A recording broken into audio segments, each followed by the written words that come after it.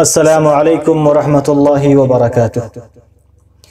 الحمد للہ رب العالمین والصلاة والسلام علی نبینا محمد وعلى آلہ واصحابہ اجمعین، اما بعد۔ عن ابی ہریرہ رضی اللہ عنہ قال اوصانی خلیلی صلی اللہ علیہ وسلم بثلاث صیام ثلاثة ایام من کل شہر ورکعتی الضحى وَأَنْ أُوتِرَ قَبْلَ أَنْ أَنَامَ، متفق علیہ۔ رب اشرح لي صدری ويسر لي امری واحلل عقدۃ من لسانی یفقهوا قولی، اللہم رب زدنی علما۔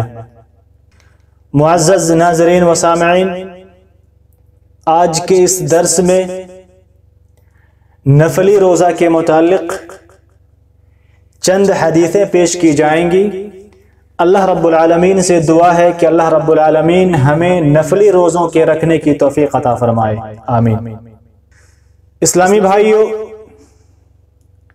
صحیح بخاری و مسلم کی روایت ہے، ابو ہریرہ رضی اللہ تعالی عنہ فرماتے ہیں کہ میرے خلیل صلی اللہ علیہ وسلم نے مجھے ہر مہینے کی 3 تاریخوں میں روزہ رکھنے کی وصیت فرمائی تھی۔ اسی طرح چاشت کی 2 رکعتوں کی بھی وصیت فرمائی تھی، اور اس کی بھی کہ سونے سے پہلے ہی میں وتر پڑھ لیا کروں۔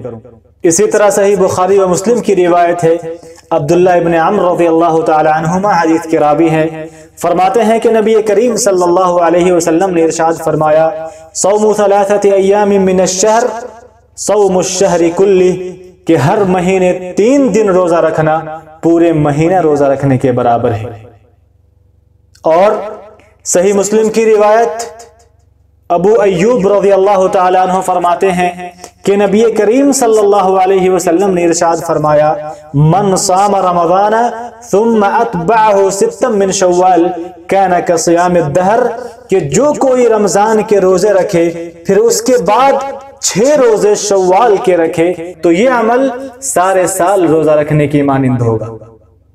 اور اسی طریقے سے صحیح مسلم کی ایک دوسری روایت ہے، ابو قتادہ رضی اللہ تعالی عنہ بیان فرماتے ہیں کہ نبی کریم صلی اللہ علیہ وسلم سے سوموار کے روزہ کے متعلق پوچھا گیا تو آپ صلی اللہ علیہ وسلم نے ارشاد فرمایا، فیہ ولدت وفیہ انزل علی، کہ اس دن میں پیدا ہوا اور اسی دن مجھ پر قرآن مجید اتارا گیا۔ اور ترمذی کی صحیح روایت ہے، ابو ہریرہ رضی اللہ تعالی عنہ حدیث کے راوی ہیں، فرماتے ہیں کہ نبی اکرم صلی اللہ علیہ وسلم نے ارشاد فرمایا، تعرض الاعمال یوم الاثنین والخمیس فاحب ان یعرض عملی وانا صائم، کہ سوموار اور جمعرات کو اعمال پیش کیے جاتے ہیں تو میں پسند کرتا ہوں کہ میرے اعمال اس حال میں پیش کیے جائیں کہ میں روزہ سے رہوں۔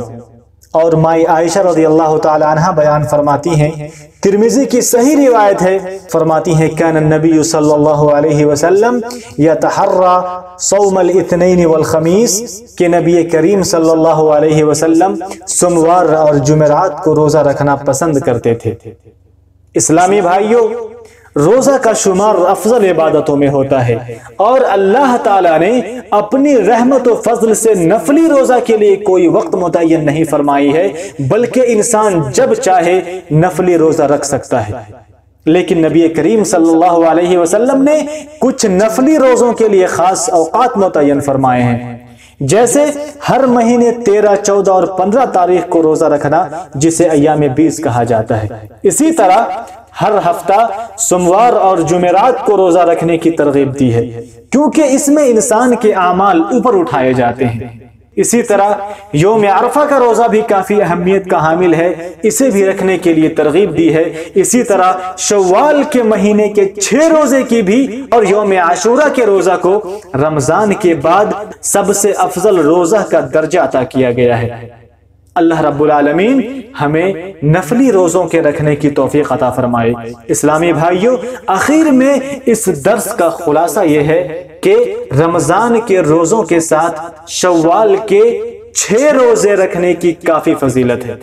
اسی طرح سوموار اور جمعرات کو روزہ رکھنا مستحب ہے، اور اسی طریقے سے ایام 20 یعنی قمری حساب سے ہر مہینہ 13, 14 اور 15 تاریخ کا روزہ رکھنا مستحب ہے۔ اقول قولی ھذا واستغفر اللہ لی ولکم ولسائر المسلمین من کل ذنب وخطیئہ فاستغفروہ انہ هو الغفور الرحیم۔